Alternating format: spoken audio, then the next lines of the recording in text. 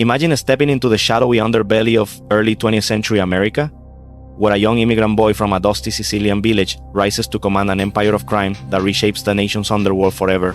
This is the story of Charles Lucky Luciano, the architect of modern organized crime, whose cunning survival and ruthless ambition turned chaos into a syndicate of power.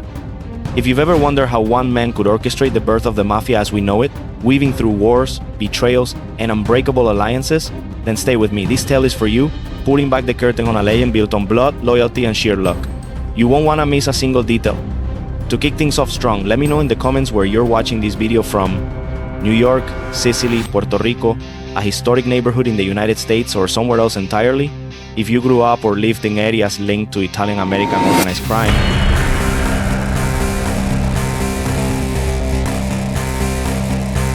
Share your location and any details you remember about the atmosphere of that time. Your input from wherever you are helps us all see the true scope of this story. Early life and immigration to America. Charles Lucky Luciano was born Salvatore Lucania on the 24th of November, 1897 in Lercara Fridi, a small town in Sicily known primarily for its sulfur mines. According to the provided records, his father, Antonio Lucania, labored in these harsh mines while his mother, Rosalia Caffarella, managed the family. Luciano had siblings, an older brother Bartolomeo born in 1890, a younger brother Giuseppe in 1898, and sisters Filippa in 1901 and Concetta in 1903. The family faced the typical hardships of rural Sicilian life at the turn of the century, marked by poverty and limited opportunities amid Italy's post-unification struggles. In 1907, when Luciano was 9 years old, the family emigrated to the United States, joining the massive wave of Italian immigrants fleeing economic despair. They arrived at Ellis Island in New York, where health inspections revealed Luciano had smallpox, leaving permanent scars on his face after quarantine. Settling in Manhattan's Lower East Side, a bustling immigrant enclave, the Lucanias encountered a new world of overcrowding, disease, and cultural clashes. This neighborhood, teeming with Italians, Jews, and Irish, was a melting pot of desperation that often bred crime as a means of survival. Historical context from the era shows that between the 1882nd and 1922nd, over 4 million Italians immigrated to America, driven by southern Italy's agrarian crisis, including land shortages and natural disasters. In New York, the Lower East Side was notorious for its tenements, where families crammed into tiny apartments with shared toilets and constant noise. Poverty rates soared, with many immigrants earning meager wages in factories or manual labor. Crime rates spiked as youth gangs formed, exploiting the chaos for quick gains. Luciano's early exposure to this environment set the stage for his criminal path. As a teenager, Luciano dropped out of school at age 14 and took a job delivering hats, earning $7 a week. But street life beckoned. Reports indicate he won $244 in a dice game, prompting him to quit legitimate work and pursue street hustles. His parents sent him to Brooklyn Truant School in an attempt to reform him, but he failed. By then, he was forming his own gang, offering protection to Jewish youths from Italian and Irish bullies for 10 cents a week, a racket that honed his entrepreneurial instincts in crime. In 1911, at age 14, Luciano faced his first arrest for theft, spending months in a reformatory. By 1915, now 18, he led a band in East Harlem and was sentenced to 6 months for selling heroin and morphine. Upon release, he joined the 5 Points Gang, a notorious outfit operating in Manhattan slums. This gang, rooted in the post-Civil War era's urban decay, specialized in extortion, theft, and violence amid New York's rapid industrialization, where corruption in Tammany Hall politics allowed such groups to thrive. Luciano's nickname Lucky stemmed from surviving numerous brushes with danger. Smallpox as a child, multiple arrests for robbery, assault, gambling, and drugs between 1916 and 1936, and a brutal kidnapping where he was beaten and throat slashed but lived. These incidents, detailed in historical accounts, underscore his resilience in an era when Italian immigrants faced discrimination, often stereotyped as criminals by nativist movements like the Know-Nothing's lingering influence. Associations and early criminal career. During his formative years in the Lower East Side, Luciano met key figures who shaped his trajectory.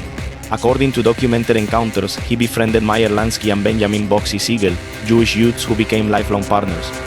Lansky, impressed by Luciano's boldness, joined forces despite initial confrontations over protection money. This alliance breached Italian and Jewish criminal elements, defying ethnic divides common in the era's gang wars. Luciano's gang diverged from petty street crimes, focusing on protection rackets and pimping during World War I. He learned the trade from mentors in the 5 Points Gang, which had evolved from 19th century Irish dominance to include Italians amid the Progressive era's urban reforms, though corruption persisted. By 1915, after his drug sentence, Luciano aligned with Frank Costello in the 5 Points, expanding into heroin distribution, a growing issue as opium imports from Asia fueled America's early drug epidemics. The 1922 broad prohibition ratified via the 18th Amendment on the 17th of January 1920, banning alcohol manufacture, sale, and transport until 1933. This created a black market bonanza for criminals. Luciano, now in his early 22nd, connected with Vito Genovese and Costello through the 5 Points. In 1920, Joe Masseria, a powerful Sicilian boss, recruited Luciano as a gunman. Masseria's outfit controlled lower Manhattan rackets amid the roaring 20s economic boom, where speakeasies flourished despite Volstead Act enforcement. Luciano also worked for Arnold the Brain Rothstein, a Jewish gambler who mentored him in bootlegging as a business. Rothstein, infamous for allegedly fixing the 1919 World Series, financed Luciano, Costello, and Genovese's alcohol smuggling from Scotland, Canada, and the Caribbean. This era's context included widespread corruption. Police and politicians took bribes, enabling gangs to amass fortunes. Luciano's operation grossed $12 million annually by 1925, netting him $4 million after payoffs. Rothstein taught Luciano high society manners, crucial for legitimacy.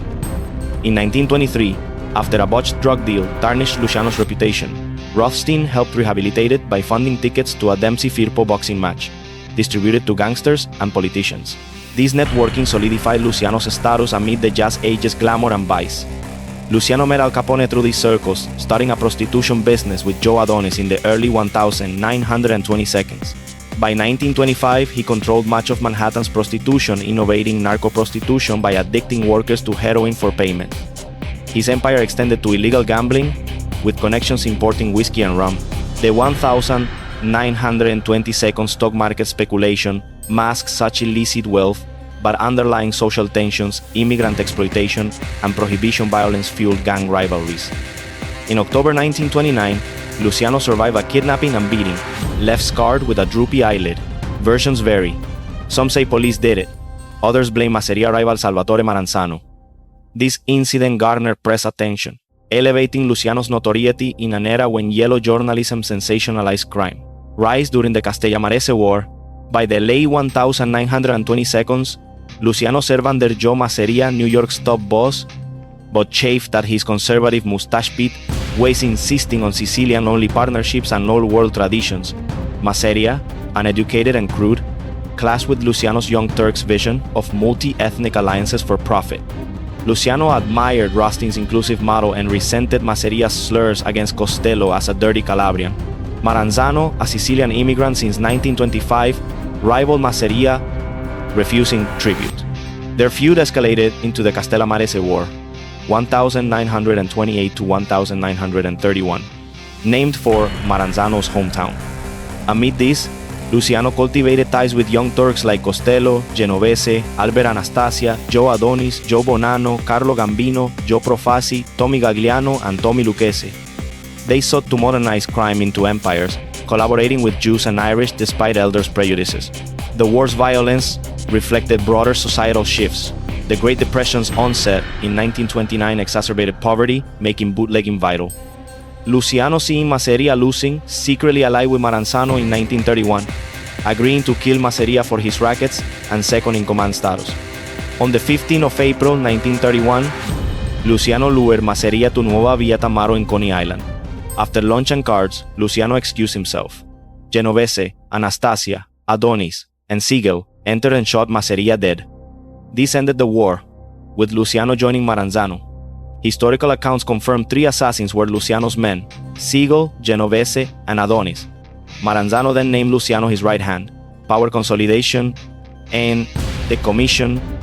Post-war, Maranzano reorganized New York's Italian gangs into 5 families: his own, Luciano's former Masseria, Profacis, Gaglianos, and Manganos. He promised equality but proclaimed himself Capo di tutti ai capi, boss of bosses, demanding tribute more greedy than Masseria, per Luciano. Suspecting Maranzano plotted his death-hiring Irish gangster Vincent Mad Dog Cole, Luciano struck first. On the 10th of September 1931, 4 Jewish hitmen from Lansky and Siegel, disguised as police, entered Maranzano's Park Avenue office. They disarmed guards, stabbed, and shot Maranzano, then warned Cole fleeing. Police reports describe Maranzano's body riddled with bullets, mistaken for an IRS audit. This sparked the night of the Sicilian Vespers, a mythic purge. On September 13, allies Samuel Monaco and Louis Russo were found tortured in Newark Bay. Joseph Siragusa was shot in Pittsburgh. Joe Ardison vanished in Los Angeles. Modern analysis debunks a mass purge as myth, but it eliminated old world bosses. Luciano, now America's most powerful crime boss, controlled lucrative New York rackets, gambling, loan sharking, drugs, extortion. He influenced unions, Manhattan docks, garbage, construction, garment district, and trucking, with nationwide stakes. Contextually, the early 1930 seconds, Depression saw 25% unemployment, pushing many into crime. Luciano's operations provided illicit jobs. Abolishing boss of bosses to avoid strife, Luciano formed the Commission, a governing body for disputes and territory. It included New York's 5 families, Chicago's outfit, Al Capone, Philadelphia, Buffalo, Los Angeles, Detroit, Kansas, New Jersey's office, and Irish Jewish reps. Luciano led unofficially as first among equals, fostering peace and profit. He restructured his family, Genovese underboss, Costello consigliere capos like Michael Coppola, Anthony Strollo, Adonis, Willie Moretti, Anthony Carfano. Lansky and Siegel advised informally as non-Italians. Luciano retained made-man rituals for loyalty and omertà, silence code, upholding Maranzano's structure but democratizing it. The Commission's first test, 1935, when Dutch Schultz planned to kill prosecutor Thomas E.E.UU. Luciano argued it would invite crackdowns. Schultz defied. The Commission ordered Schultz's hit on the 24th of October 1935 in Newark. This preserved stability amid New Deal reforms targeting corruption, prosecution, and imprisonment. In the early 1930 seconds, amid the lingering effects of the Great Depression, which had left millions unemployed and desperate, organized crime families like Luciano's sought new revenue streams as prohibition neared its end in 1933. According to documented accounts, Luciano's group began overseeing small-scale prostitution operations in New York City, providing Special Prosecutor Thomas E.E.UU with an opening to target him.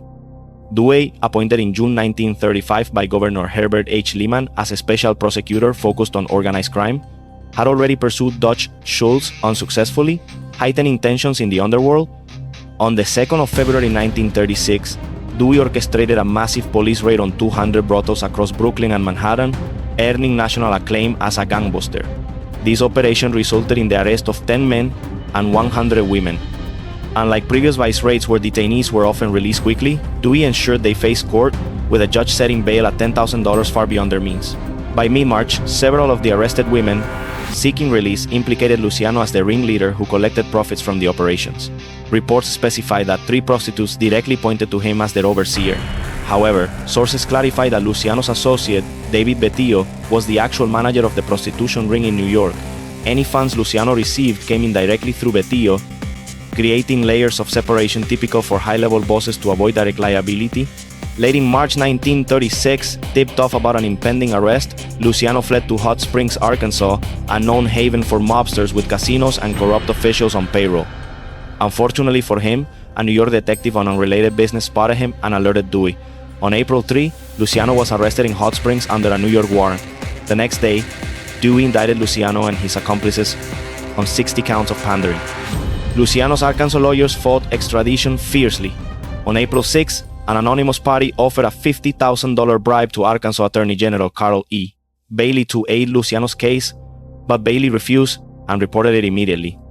By April 17, after exhausting legal options, Arkansas authorities handed Luciano over to 3 New York Police Department detectives for transport by train back to New York for trial. During a train switch in St. Louis, Missouri, 20 local police guarded them to prevent a mafia rescue attempt. They arrived in New York on April 18, and Luciano was jailed without bail. The trial commenced on the 13th of May, 1936. EE.UU framed Luciano as central to a vast prostitution network called The Combination. Through direct examination and phone recordings, EE.UU exposed Luciano's lies on the stand. Luciano offered no credible explanation for his federal tax returns, showing only $22,000 annually despite evident wealth.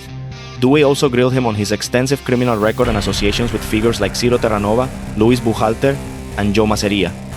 On June 7, the jury convicted Luciano on 62 counts of pandering. Sentencing occurred on July 18, imposing 30 to 50 years in state prison on Luciano alongside EE.UU and others. Many contemporary observers questioned the sufficiency of the evidence against him. As with most crime families, Luciano's outfit likely profited from prostitution by extorting madams and brothel keepers. Yet, bosses like Luciano typically insulated themselves from direct involvement in such operations. It would have been uncharacteristic for him to engage personally in the prostitution ring. At least 2 peers deny his direct role. New York society Madam Polly Adler stated in her memoirs that if Luciano had been involved in the combination, she would have known. Joe Bonanno, a surviving contemporary not in prison, echoed this denial in his book A Man of Honor. Even from prison, Luciano maintained influence over his family's businesses via his underboss, Vito Genovese. However, in 1937, Genovese fled to Naples to evade a murder charge in New York.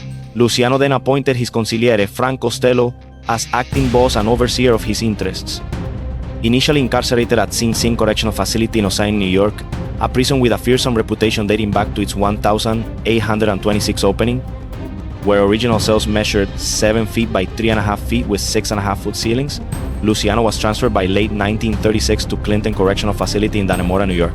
Known as Siberia among inmates for its brutal code, Dannemora was remote in upstate New York, complicating Luciano's ability to manage New York affairs in the late 1930s.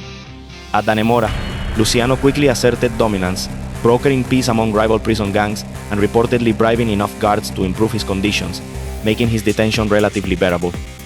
Appeals against his conviction failed, with the U.S. Supreme Court declining review in October 1938. Luciano formally stepped down as boss, allowing Costello to assume the role officially. By the time his minimum 30-year sentence would end in 1966, Luciano would be nearly 70, with no assurance of release. This one's sure to divide opinions. Vote now in the poll above. Visionary genius or outright criminal? Cast your vote and explain in the comments why you think so, with strong arguments, anecdotes from books or movies you've seen. I want to read heated debates from those of you who know this story well. Do you think Lucky Luciano was a visionary genius who modernized organized crime in the US? Yes. He was the father of the modern mafia and a brilliant businessman. No, just an ambitious criminal who caused harm and violence, likely dooming him to spend most of his remaining life in prison for the pandering conviction unless external events intervened. As we wrap up this installment on Luciano, think about what's next. What topic or figure would you like us to cover in the next video? Another big name in American organized crime? Leave your suggestions in the comments. Your ideas are what shaped the channel's direction, World War II collaboration, and deportation. The outbreak of World War II in Europe altered Luciano's fate dramatically.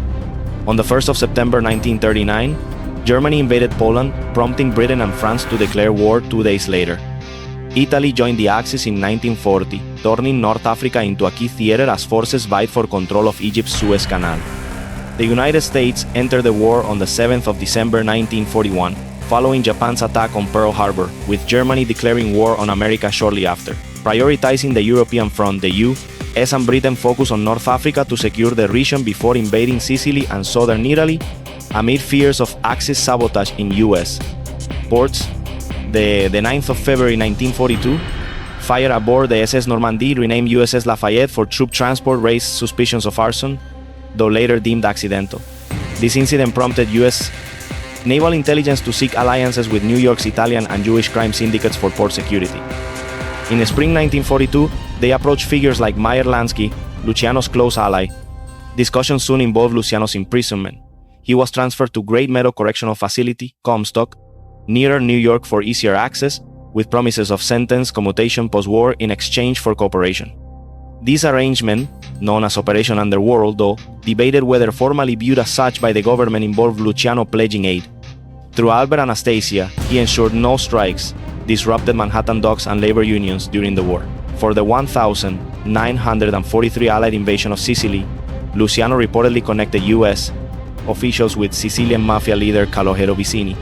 Legend claims Vicini rode an American tank for a week, urging villages to surrender and welcome invaders. In New York, Costello, Lansky, and others implemented government-requested measures. Historians vary on the aid's significance. A 1,947 naval officer minimized it, while a 954 report by Dewey commended it. Luciano later claimed the Normandy sabotage was fabricated by Anastasia's brother to prompt the deal. The extent of Luciano's contributions remains conjectural. For instance, his Vicini contact is believed but unconfirmed. Nonetheless, on the 3rd of January 1946, after the war's end, Governor Dewey commuted his sentence for wartime services, stipulating deportation to Italy. As Luciano's U.S. citizenship claim was rejected, on February 2, Luciano was moved to Ellis Island. He shared a final spaghetti dinner aboard the ship with all associates like Anastasia before sailing on February 10 aboard the Laura King. He arrived in Naples on February 28, reportedly planning to settle in Sicily but feeling betrayed, viewing America as his true home since childhood. In exile, Luciano mingled with U.S. military personnel and tourists, even signing autographs, reflecting his lingering celebrity status in a post-war Italy, rebuilding from fascist rule and Allied occupation. Later, power struggles and death. From Italy, Luciano monitored U.S. affairs. 1957 Genovese, with Gambino, attempted Costello hit. Vincent Gigante botched it, Costello survived, retired, ceding to Genovese, now Genovese family. The 26th of October 1957, Anastasia murder. Gambino took his family. November 1957, Appalachian meeting, Genovese called, raided, 65 arrests, exposed mafia and raging bosses. Luciano, Costello, Gambino met Palermo. Gambino switched sides. Luciano allegedly paid $100,000 to frame Genovese in drugs. April 1959, Genovese convicted, 15 years, died prison 1969. Gambino became top boss. Luciano lived quietly, Naples, a tourist celebrity. Planned memoirs, movie with Martin Gosch, the 26th of January 1962. Heart attack at Naples airport, meeting Gosch, died age 64. Under narcotics investigation for $150 million ring. Funeral, 300 attended Naples. Body horse drawn to Poggioreale, later repatriated to Street. John Cemetery, Queens. 2,000 mourners, Gambino eulogized. Legacy, father of organized crime, via commission.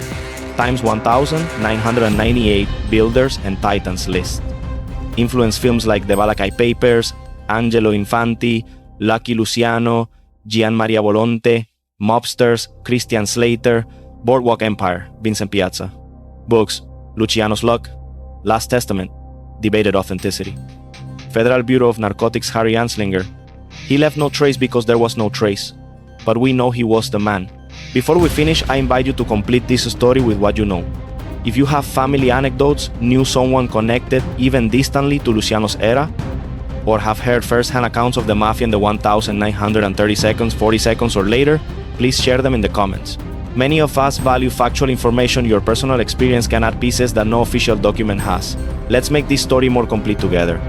Thank you for joining me on this deep dive into the life of Lucky Luciano, a figure whose shadow still looms over the history of American crime. Your time and attention mean a lot as we explore these real stories with the respect they deserve.